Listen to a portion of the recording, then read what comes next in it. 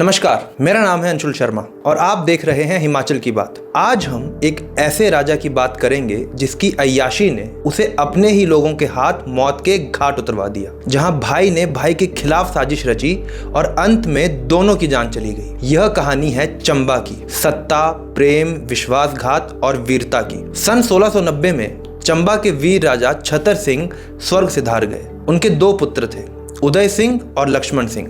गद्दी संभाली उदय सिंह ने। शुरुआत में सब कुछ ठीक था, जिसके कारण थे उनके चाचा जय सिंह, जो उस समय चंबा के वजीर थे। उनकी सूझबूझ और कुशल प्रशासन के कारण चंबा शांति से उन्नति कर रहा था। लेकिन जैसे ही जय सिंह की मृत्यु हुई, सब कुछ बदल गया। महाराजा उदय सिंह ने अपना असली रंग दिखाना शुरू कर दिया। राज्य के कार्यों से उन्हें कोई सरोकार नहीं रहा। उनका अधिकतर समय रानियों और प्रेमिकाओं के साथ बीतने लगा और फिर हद पार हो गई। उन्हें एक नाई की पुत्री से प्रेम हो गया। प्रेम इतना प्रबल था कि उन्होंने उस नाई को राज्य का वजीर बना दिया। अब पानी सर से ऊपर जा चुका था। चंबा के प्रमुख मंत्रियों ने कठोर निर्णय लिया। उदय सिंह को कुछ समय के लिए गद्दी से हटा दिया गया और उनके दूर के भाई उगर सिंह को नया राजा नियुक्त कर दिया गया। लेकिन यह कहानी यहीं खत्म नहीं हुई। कुछ समय बाद मंत्रियों ने फिर से उदय सिंह को गद्दी पर बिठा दिया।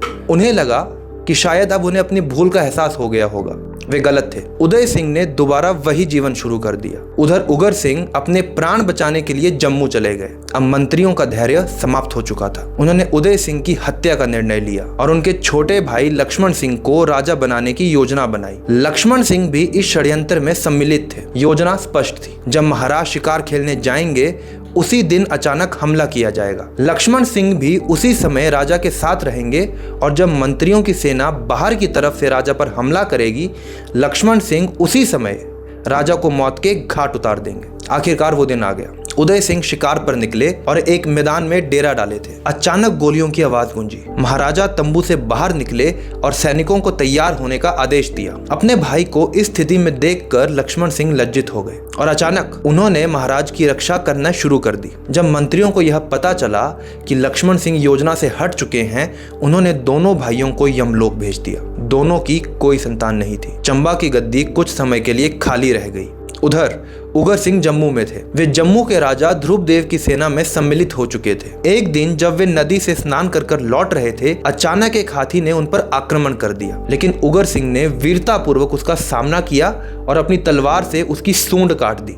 जब यह समाचार राजा ध्रुवदेव तक पहुंचा, उन्होंने उगर सिंह को बुलाया। तब उन्हें पता चला कि वे चंबा राज परिवार से जुड़े हुए हैं। ध्रुवदेव ने उन्हें बताया कि चंबा का राजा अब नहीं रहा। उन्होंने उगर सिंह को अपनी सेना भी प्रदान की। उसी सेना के बल पर उगर सिंह वापस चंबा पहुंचे और पुनः गद्दी पर विराजमान हुए। कुछ समय तक शासन शांतिपूर्वक चला, लेकिन फिर मंत्रियों की नाराजगी शुरू हो गई। इस बार उन्होंने उगर सिंह के दूर के भाई दलेल सिंह को गद्दी पर बिठाने का निर्णय लिया। उस समय दलेल सिंह पंजाब के मुगल सूबेदार के पास थे। चंबा के मंत्रियों ने 1 लाख रुपए तोहफे में देकर दलेल सिंह के नाम की सनद जारी करवाई। इसके बाद दलेल सिंह ने मुगल सेना और मंत्रियों की सेना के साथ चंबा पर आक्रमण किया। उगर सिंह को हटाकर 1735 में वे राजा बने। उगर सिंह के बेटे उमेद सिंह को कैद कर लाहौर भेज दिया गया।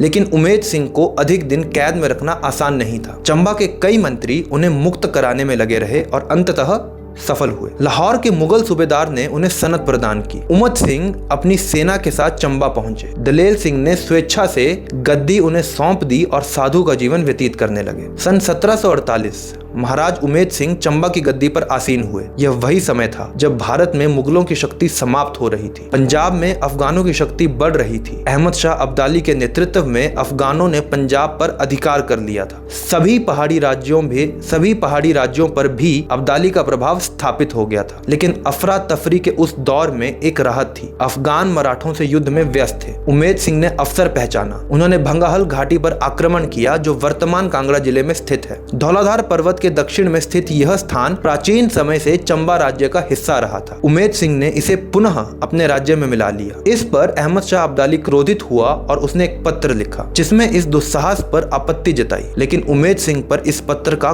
कोई प्रभाव नहीं पड़ा। अब्दाली भी अपनी अन्य लड़ाइयों में व्यस्त हो गया। सन 1764 में उमेद सिंह की मृत्यु हो गई। मृत्यु से पहले उन्होंने एक सख्त आदेश दिया, उनकी मृत्यु के पश्चात कोई भी रानी सती नहीं होगी। यह उनके सुधारवादी दृष्टिकोण को दर्शाता है। और अब कहानी यहाँ से एक नए मोड़ पर जाएगी। अगली वीडियो में हम देखेंगे कैसे अफगानों के जाने के बाद चंबा पर सिखों का शासन स्थापित हुआ, जो महाराजा रणजीत सिंह के जीवन काल तक चला। धन्यवाद।